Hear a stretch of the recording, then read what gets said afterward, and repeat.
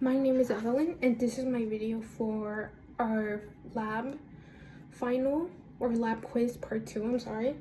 And our question is to explain how is it that we got this equation that we got from our graph from this. So this is our Coulomb force equation. And this is what we use to eventually rearrange, break down into this. Now, the way I like doing it is to first understand what is it that we're working with and figure out what each letter represents. So I broke it down here, and here is F as our force or magnitude of force in this case. Q1 and Q2, there are charges, our point charges. R is our distance, and K obviously is our kinetic energy. So once I have an understanding of what is it that I'm working with, I now go to figure out and see what is it that we have and what is it that we're missing, because the component that we're missing is where we're gonna eventually have to find using this. So we go to our Google Sheets, where it's very blatantly set up, where we have our kinetic energy, we have our first point, we have our Coulomb force, and we have our distances. So the only thing missing is our second point.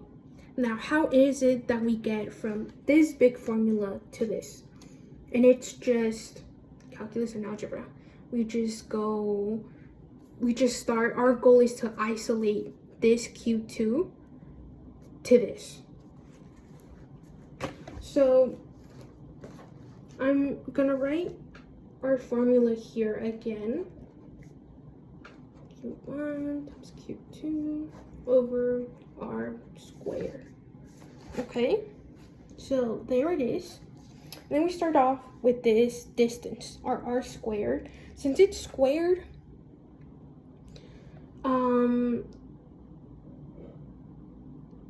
we're multiplying this, we end up, oh, this is being divided.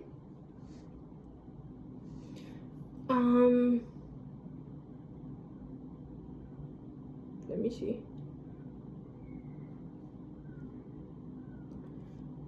We end up move it to the other side, delete it, move it to the other side. And this is what sets up our division. Because it's squared, it becomes division. We end up dividing on our other side. Then our Q1 is being multiplied. So we divide Q1 divided by Q1, we get rid of it and move it to the other side where it's being divided by. Now, our K is also being multiplied and distributed. So we do the same thing, K divided by K, it gets eliminated, move to the other side. So now we have the bottom setup over here. I don't know if it's too far. It's a messy setup, but we're seeing the structure popping up. And then after that, so our M here, we now know that it's our slope.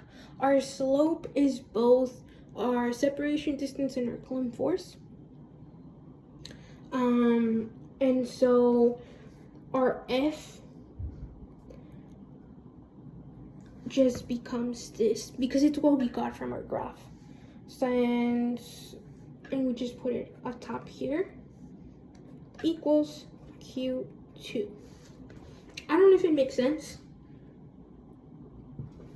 but you can see Q2 equals M over kinetic energy times Q1, our first point.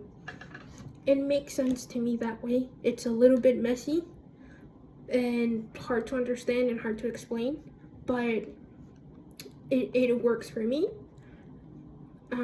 So yeah.